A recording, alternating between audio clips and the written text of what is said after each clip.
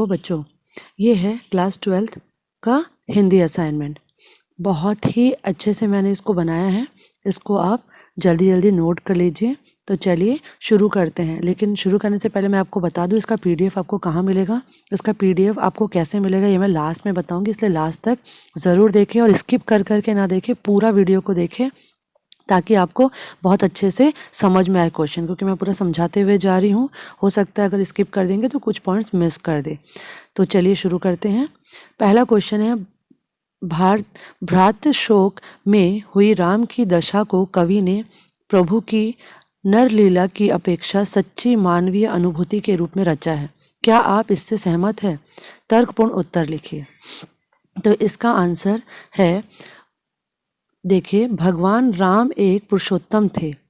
उन्होंने समाज में आदर्श व्यवहार की आशा की थी।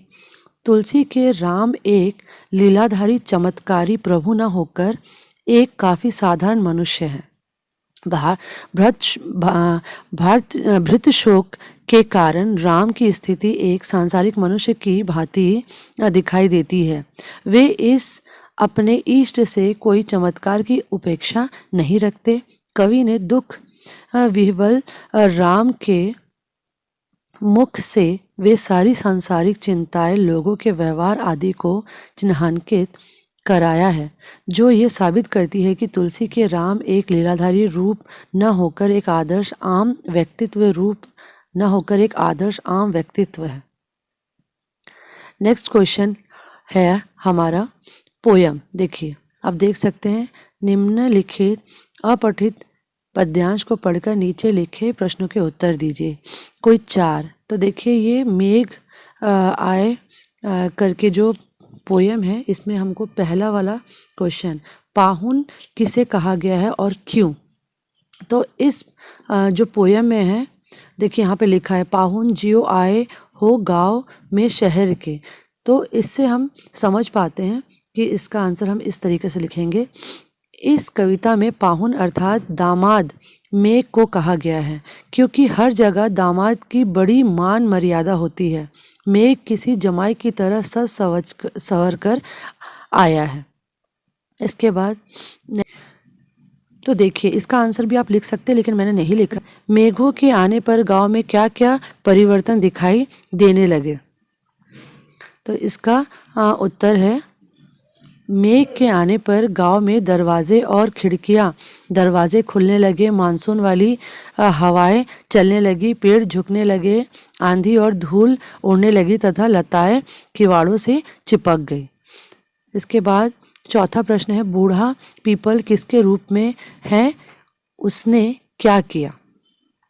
तो पीपल के पेड़ प्रायः पुराने होते हैं, इसलिए वो बुजुर्ग के रूप में है। उसने आगे बढ़कर मेघ को प्रणाम किया। लता कौन है, उसने क्या शिकायत की? तो इसमें लता दामाद रूपी मेघ की साली है, जो शिकायत करती है कि इस दामाद ने बहुत दिनों के बाद उसकी सुध ली है। अब प्रश्न 3 देख लेते हैं। जन्मजात धंधों में लगे हुए लोग कार्यकुशल क्यों नहीं बन पाते?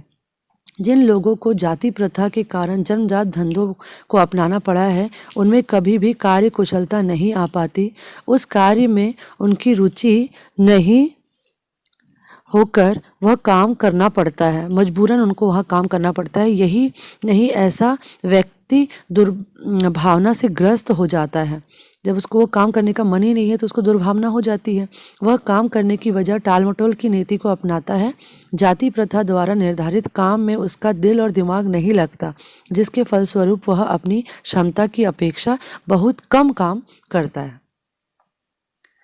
अब ये हमारा चौथा प्रश्न हम देख लेते हैं। चौथा भी देखिए, अपठित गद्यांश का पहला जो क्वेश्चन है उसका उत्तर हम देख लेते हैं। पहला प्रश्न, समाज के भ्रष्ट होने पर शिक्षकों ने युग सर्जक की भूमिका का निर्वाह किया है। दूसरा है, जीवन मूल्यों की रक्षा का भार शिक्षक पर आता है। तीसरा है, छात्रों की दृष्टि अपने शिक्षक के प्रत्येक क्रियाकलाप पर रहती है। और चौथा है छात्र अपने शिक्षकों की बातों को महत्वपूर्ण मानते हैं। और इसमें 2 बार मिस प्रिंटिंग हो गया, अड़ा अड़ा आ गया है। ये 5th और 6th पॉइंट है एक्चुअली, लेकिन जैसा क्वेश्चन पेपर में दिया था मैंने वैसे ही लिखा है ताकि आपको परेशानी ना हो।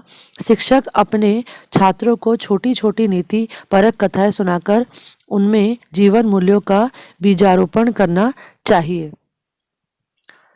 प्राथमिक स्तर के छात्रों का चित्त निर्मल होता है, यही काल छात्रों में जीवन मूल्यों के संस्थापन का उत्तम काल है। उसके बाद 5वां प्रश्न देखिए, जाति प्रथा को श्रम विभाजन का ही रूप न मानने के पीछे अंबेडकर ने क्या तर्क दिया। बाबा साहेब भीमराव अंबेडकर ने एक वर्ग विहीन समाज की कल्पना की थी। उन्होंने जाति प्रथा को ही श्रम विभाजन के साथ साथ श्रमिक बंटवारा भी हो जाता है जो अनुचित है, उन्होंने ऐसा माना है। फिर इसी में उन्होंने और तर्क दिया है। दूसरा तर्क देकर कहा कि ऐसे श्रम विभाजन से लोगों में अपने कार्य के प्रति उदासीनता का भाव आता है क्योंकि यह उनकी इच्छा का काम नहीं होता है। तीसरे तर्क में उन्होंने कहा है कि वे अपनी जाति विशेष पर थोपे गए कार्य के कारण दूसरी जातियों की तुलना में पीछे रह जाते हैं, हीन भावना में पीड़ित हो जाते हैं क्योंकि उन्हें जाति प्रथा पर आधारित ऐसे कार्य करना पड़ता है जो समाज की नज़रों में नीची दृष्टि से देखे जाते हैं। एक अन्य तर्क देते हुए उन्होंने कहा कि इस तरह जाति प्रथा पर आधारित थोपे गए काम में मानव अपनी कार्य क्षमता, योग्यता आदि का अधिकतम उपयोग नहीं कर पाते। आई होप कि बच्चों आप लोगों को ये बहुत अच्छे से समझ में आ गया होगा। इसका PDF अगर आपको चाहिए तो ये अपना कुल स्कूल वेबसाइट में आपको मिल जाएगा। डिस्क्रिप्शन में मैंने लिंक दे दिया है।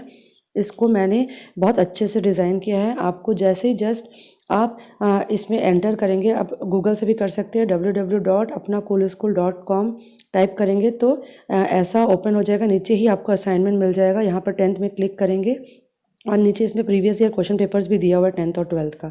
तो इसमें जैसे ही क्लिक करेंगे तो दिसंबर का असाइनमेंट आपको मिल जाएगा। इसमें क्लिक करने के बाद आप PDF देख सकते हो, उसमें बहुत अच्छे से आप लिख सकते हैं। अपने सारे फ्रेंड्स को इस वीडियो को शेयर कीजिए। अगर आपको अच्छा लगा हो तो लाइक ज़रूर कर दीजिए, लाइक और सब्सक्राइब कर लीजिए क्योंकि मैं 5 जनवरी से आप लोगों के लिए सैम्पल पेपर और प्रीवियस ईयर क्वेश्चन पेपर का पूरा सॉल्यूशन ला रही हूँ अपने चैनल पर। तो उसके लिए बने रहिए मेरे साथ। और अगर आपको previous year question paper, sample paper या क्लास 10th 12th का जो भी मटेरियल चाहिए उसके लिए आप मेरे वेबसाइट पे विजिट कर सकते हो। इसमें आपको नोट्स, फ्री नोट्स मिलेंगे, free question paper, model question paper, सब कुछ इसमें आपको मिलेगा। इसीलिए आप ये वेबसाइट को ज़रूर जाके एक बार देखिए। असाइनमेंट स्क्रॉल करेंगे तो उसके नीचे प्रीवियस ईयर क्वेश्चन पेपर मिलेगा। 10th और 12th दोनों ही मैंने अपलोड कर दिया है और दिसंबर का असाइनमेंट भी आपको वहाँ पे मिल जाएगा। उम्मीद करती हूँ कि आपको ये बहुत ही ज़्यादा यूज़फुल लगा होगा। अपने सारे दोस्तों को इसको ज़रूर शेयर कीजिएगा। Thank you so much for watching my videos. Bye bye.